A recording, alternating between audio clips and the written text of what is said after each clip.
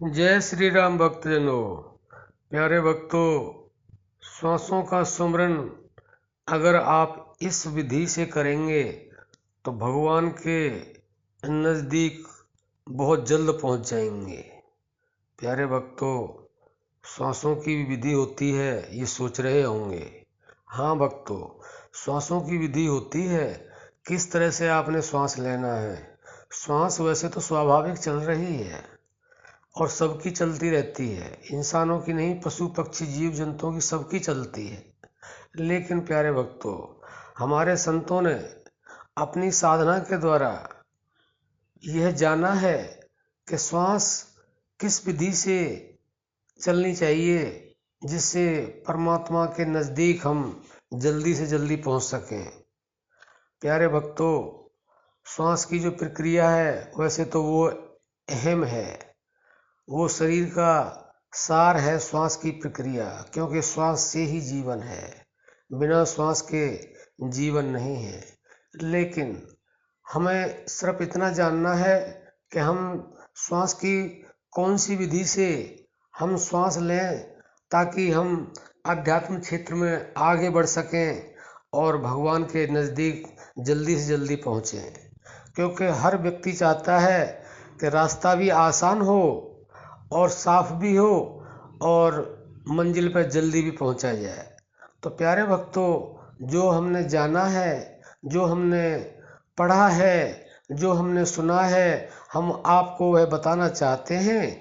मर्जी आपकी है, आप करें या न करें, लेकिन हमारा तो यही कर्तव्य है कि जो हमें परमात्मा से प्राप्त होता है हम आपके सामने प्रस्तुत करते हैं, यानी कि जो हमें मिलता है हम आपके सामने परोस देते हैं।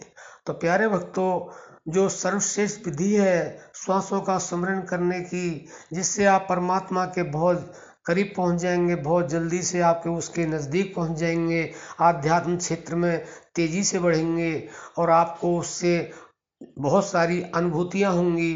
तो वह है हमारी श्वासों का श्वास लेने का तरीका। एक तो हम श्वास लेते हैं ऊपर और नीचे, यानी कि छाती में अपनी सांस भरते हैं और छोड़ते हैं।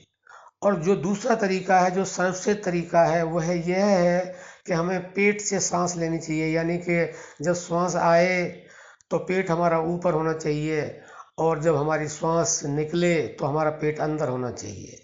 ये सर्वश्रेष्ठ तरीका है। वैसे तो ज़्यादातर लोग कम जानते हैं इसको और कम लोगों को ही इसका पता है और कम लोग ही इसको कर पाते हैं, क्योंकि अभ्यास से ही सब कुछ होता है। तो हम आपको यह प्रक्रिया बता रहे हैं जो हम स्वयं करते हैं और इससे हमें बहुत सारे अनुभव भी होते हैं, क्योंकि हम भी पहले नहीं जानते थे, हमने पढ़ा सुना फिर प्रैक्टिकल किया, तो उसके बाद में हम जो है अपने पेट से सांस लेते हैं और पेट से सांस छोड़ते हैं। क्योंकि एक श्वास होता है छाती में लेना और छोड़ना, उससे छाती ऊपर होती है और नीचे होती है, यानी कि हमारे फेफड़ों में श्वास जाता है। लेकिन जो पेट की प्रक्रिया, उससे जो है हमारे श्वास जो लेते हैं हम, उससे हमारे फेफड़ों में भी हवा जाती है, लेकिन शुद्ध होकर के जाती है।